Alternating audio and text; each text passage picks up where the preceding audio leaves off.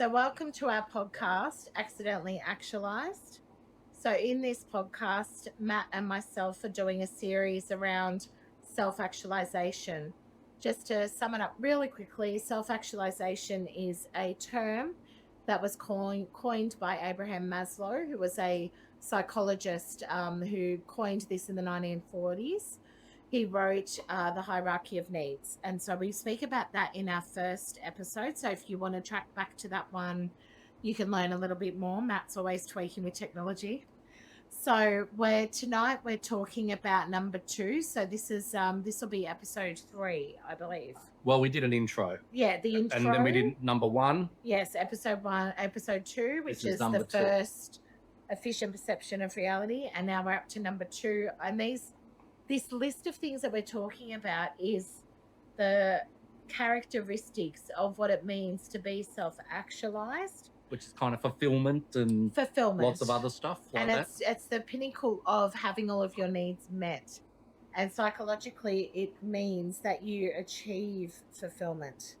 So what we discovered, or what Matt initially discovered, was watching some content around self-actualization. Not deliberately, just stumbling across stuff as you do. And as the person presenting it was going through the list, Matt was resonating with a lot of these characteristics as us. So we're sharing stories of how it fits the bill for us, so that we can show what we mean when we say that we feel that we are self-actualized. There's going to be gaps, of course, everywhere, but we just want to share our stories and a bit of behind the scenes stuff, and also connect with like-minded people who maybe are striving to reach self-actualization or maybe have achieved it themselves. So number 2 is acceptance of self, others, and nature. So it's more about how you find yourself in the sea of humanity and circumstances, the world, and nature around you, and also other people. How do you perceive other people? So I'm going to let Matt kick off his kind of example of his acceptance of self, others, and nature, and then I'll do mine. All right, so there's many I could pick from, but I'll use one that's sort of hardcore-ish. Back in the day when I was like 17, 18, whatever, me and a lot of boys moved out of the leafy North Shore, and we picked the worst shithole you could move to in Australia, well, in Sydney. So we moved into opposite Everleigh Street in Redfern, and back then it was horrible. And we had a house, it was like 6 bedrooms. There was about 20 people lived there. There was a bit of a squat that, a couple of us paid for. We had like street kids living with us, homeless kids, all sorts of crap was going on. It was pretty crazy, but the amount of drugs was even crazier. So I was functioning when most people in the house weren't. They quickly went from, turning up to not functioning within a month or two. So the house was becoming pretty horrible, pretty, how's your father, walking into it. And I still went to work. I was doing like building stuff. So I went to work every day, and I'd come home to find the same bodies slumped on the same couch. It was that kind of, pretty toxic environment. And the drugs moved up, the chain until heroin was the thing. And it was kind of an epidemic at the time. And, it was kind of amazing how cheap and easy it was to get. So it was being imported by whoever. We're talking about Sydney, Australia. Yeah, Sydney, Australia. So back in the early 90s. And so anyway, my acceptance of self was that I didn't really like that scene 100%, but I was involved casually, I would say, compared to most of my friends. And these are good friends. These are people I grew up with from when I was 5 years old. So these aren't just flatmates out of a newspaper that got together kind of thing.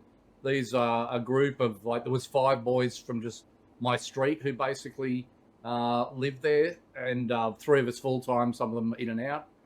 So these are, real old-time, friends from school and the street I lived in. And it was pretty depressing to watch what was going on. And my escape was kind of going to work, pretty much, and doing something. And, it turned toxic so quickly. I was shocked. I wasn't prepared for that. And even at work, I spent a lot of the time, like back in the day, we had a band called Thick Stick or whatever. I actually spent a lot of time when I was at work writing down songs, and they were all really depressing. horrible, horrible shit. Um, but I was accepting that that was the norm. Like we chose to move from somewhere very rich and green and leafy and lovely to an absolute shithole. So not to expect anything else, you'd have to be a fool if you thought it was going to be anything else. So as things progressed, I basically accepted. I was living with a girl at the time, and her father had actually suicided. She was from France. She was a traveler, and her father was a famous rock star in France, and he'd just killed himself a year before us. And she took off around the world and was traveling and doing okay. And then she turned up to our shitty house, and that all just fell apart. For someone who shouldn't have been touching this shit, she was like, she would just lured into it. There were evil people amongst the crew, who, and some of my friends were pretty innocent. So it was pretty easy for these guys to get involved and, get their claws into everyone and literally steal their souls basically, and take them down the toilet with them. And it all turned into crime and horrible shit. But at work, I often would reflect on what was going on. And after a while, I had to make the choice. I was like, I accept that I can't change these people, even though they're lifetime friends. And one of my other friends got out of there okay, but most of them went down the toilet. And half of them, I wouldn't even know where they are anymore. I wouldn't even expect them to be alive, truly. So one day I had to make the decision that, I think I've got to change something. And I've accepted that I don't want this. This is not what I want to be. This is not a future. And I can't help these people. We tried in the background, but nothing works. It doesn't. You're just grinding against a wall. And so within the number two is acceptance of self, others, and nature. So within this story, one day I just got home and I just was over it, and walked into the same old shit. Police walking in our back door, harassing some of the people in our house about crime that had been done. And, it's just annoying having the detectives walking in your back door every 10 minutes and that kind of shit. And I didn't want to be associated with these people anymore. I couldn't do it. So my acceptance was there. And it literally was like a 5-minute decision. I grabbed a bag, packed some shit, and just walked out the door. And that was it. And to bring in the nature part, the first thing I did was talk to an auntie who lived in the country, and she had a lot of land. So I basically just, jumped in my car and headed for the country, and got into nature. And from there, I started a little nursery. And, it was pretty small. We were just selling plants at, markets and that kind of shit. But it was a lot nicer being in nature than it was being in Redfern in Sydney. And I'd get feedback occasionally of what's going on. And even then, I told the people not to give me the feedback anymore. I had to walk away. I accepted that, that wasn't me. I really didn't want that. And to each their own at the end of the day. So I think nature helped a lot within that environment to get away from city smog. We lived on the busiest street in Sydney, and our front door was literally on the road. Like, it was a metre between our house and the busiest road. We had Everleigh Street across the road, which is like where all the Aboriginals lived. It was rough as guts. It was a shithole. And I wouldn't go back and not do that, though. Within my experience, I learn a lot about myself and about other people. So the acceptance came, and in the end, it all worked out well. So here I am, doing my thing, and I accept who I am. I'm not ashamed. I'm not proud about those kind of days or anything, but I just accept that, this is life, and I can't control others. I can only control myself. So be it. So that's my dandy Mm. light little story. But it is a really good example of all three, really. Yeah, And I think when you realize that that environment is something that you're not going to have any control over and you're not going to have any say in, it is probably better to make a shift, isn't it? absolutely. Like, the warning signs were about a week before I left was, my, she wasn't really my girlfriend. I lived with her kind of thing. It was You said that convenient. no one It was was your convenient. No one girlfriend, was my though. girlfriend. I never really had girlfriends. I hung around a lot of girls, but I would never actually tell them that, anything exciting like love words or wear a thing. So, then there's no breakups and you can both cruise around and do what you want. So that were the days. And the girl I lived with was a full punk, and she had a ex skinhead boyfriend who turned up one morning at the end of my bed and woke me up, and I'd never met this guy. And he was basically warning me about some of the people in the house, and I well and truly knew. So when you've got a hardcore skinhead telling you, watch out, dude, then you listen more, and he might have just been trying to play a trick. I don't know. But at the end of the day, it works. But I can't take advice from other people. It has to be from me. It has to be, what I want, or it's Mm. pointless talking to me.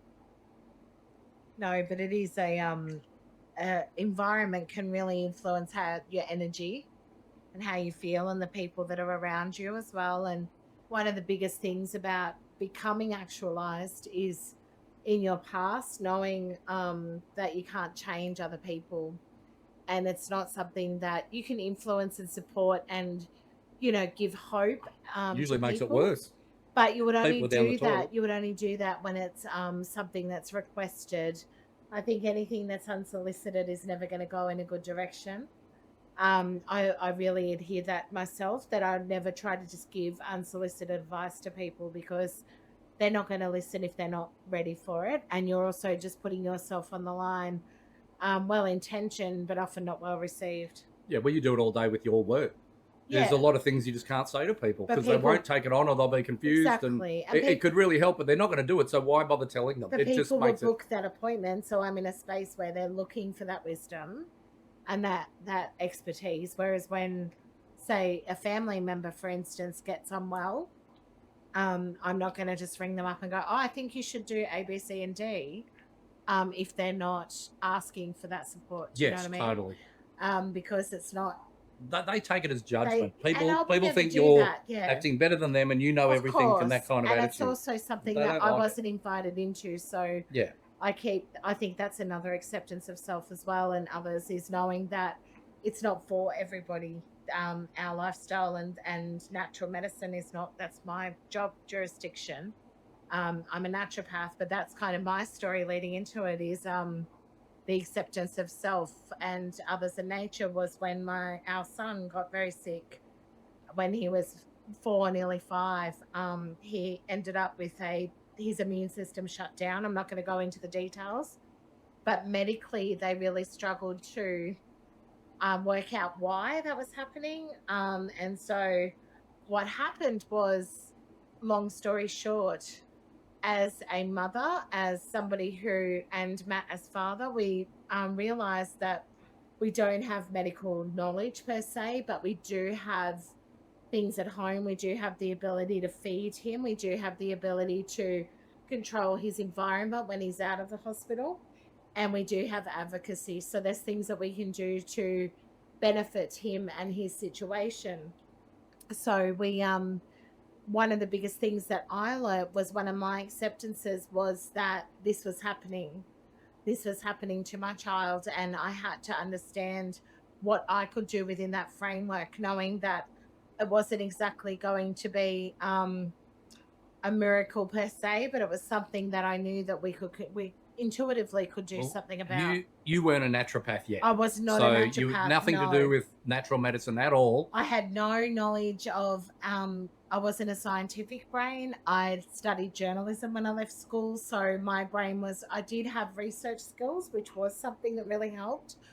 But I didn't have any chemistry, anatomy, any of that kind of knowledge. So this was all very new to me. So when we were getting his files, when we were getting his blood test reports, when we were getting his diagnostics, all the information from the hospital, I was sitting with that researching. I was trying to understand, because if I don't understand, I can't help. So, what it led me down, long story short, it is a long story. So, I'm not It going is a to, long story. yeah, Basically, the medical I'll system finish. failed. Yeah. They would send us home. We'd go to hospital all the Mm. time, spend 2 weeks there. I'd go in with the boy. Mindy had babies hanging off a boob. So I went in, and they would just send us home and say, good luck, enjoy your last moments, kind of attitude. Because his immune system had literally shut down. So, And we had the best specialists in Australia flying in and everything. So it pediatrics, was pretty yeah. serious. And everyone wanted to break the case. All the doctors coming in, they would come in at 3 in the morning after a nightclub night and try to fix him or work out what it was. It was that serious and compelling and complexing to them. Mm. that they'd basically given up after a couple of years of this shit. Exactly. So it was 2 years on and off of he'd have a spell where he'd not be sick. So if he was exposed to any viral particles or any bacteria, his immune system couldn't ward it off. So when he got sick, he got very, very sick and could have died any of those times. So each time he needed to be hospitalized, You'd so have to carry him. he had bone pain because Couldn't his stand bone up. marrow was suppressed. So they knew that his bone marrow was suppressing the output of some of his white cells, to put it simply. But anyway, when that was all happening, of course, it's the humdrum of life. So we have a business to run. When Matt's in the hospital with our child for like, 4 to 5 days at a time, sometimes a week, that means the I have to pick it up at home. So we ran our business from home. So I had three other children, two others, and then eventually three others. So we did end up having another child during all of this. So it was very busy in behind the scenes as well. I also had a dying mother during all that period as well. So it was a lot going on. So, but in the moments that I could sit up at night, because you don't sleep when you're going through this, No, you don't get proper rest. You're literally in fight or flight. So I literally would be up looking up the condition, trying to understand the way the body works, trying to like work out ways that we could support him at home. So what it came down to was I'd ordered a couple of books about food and the immune system and things like that. And one of them was The GAPS Diet by Natasha McBride. I'm not going to go into all the details of that, but it basically is like a reset for the immune system, and it's all about pulling back everything out of the diet, rebuilding the gut microbiome, all of that kind of stuff. And it really made sense to me because she explained it in a really easy to understand manner. And so I took that on board and thought, what really have we got to lose as a family to just pull back our diet, to, really go back to basics and start here and see what we can do. So I started there. Then I started researching herbal medicines because herbal medicines was something I dabbled with. I didn't have extensive knowledge on, but I had dabbled with. So I'd use them in my pregnancies, very, to help me go through really good labors. I had really good labors, really good births, which is interesting. I also, we drink herbal teas, and I use them in like mini kind of ways like that. But when he was sick, I researched some of the properties of these particular white blood cells and how certain herbal medicines could help. And I looked at child dosages and things like that. So I ordered some. So I started him on some protocols of dietary changes and some herbal medicines and things while he was at home that we could control. When he was at home after his last bout in hospital, this would have been back in 2013, we had weekly blood tests to see what his white cells were doing, because if his white cells didn't start coming up, they were going to re-hospitalize him and do a spinal tap. And what they agreed with us that we could take him home, and we had 8 weeks to get. They said, look, if his white cells come back up, we won't have to do it. So in my mind, that was like a deadline. I was like, I've got 8 weeks to try my methods at home and see if we can get his white cell counts up, because intrinsically I did not want my child going through spinal taps, bone marrow transplants, all of that kind of stuff. So we did it. We got a slow press juicer. I made bone broths. We went right back to basics. He took his echinacea like a champ. So echinacea was the herb of choice, so a few others that I've threw in there as well. And he took it like a champ. He was ready to. He was like, I need to do something. So this little kid sipping on these bone broths, he hates them to this day. But we went in for the weekly blood test. The first blood test didn't show any change. The second blood test, there was a shift in his neutrophils, one of his white cells, and it went from 0.00 to 0.01. That was one of the most exciting kind of changes, but it was also very scary and touch and go, because the doctor said to us it could be a lab error. I hate to tell you, everything else looks the same. Try not to get your heart set on it, could be a lab error. So we thought, look, okay, we're going to be realistic, and that's the acceptance side of things. We're not going to be expecting miracles out of this. It's only been a couple of weeks. However, the next week, his neutrophils went up to 0.02.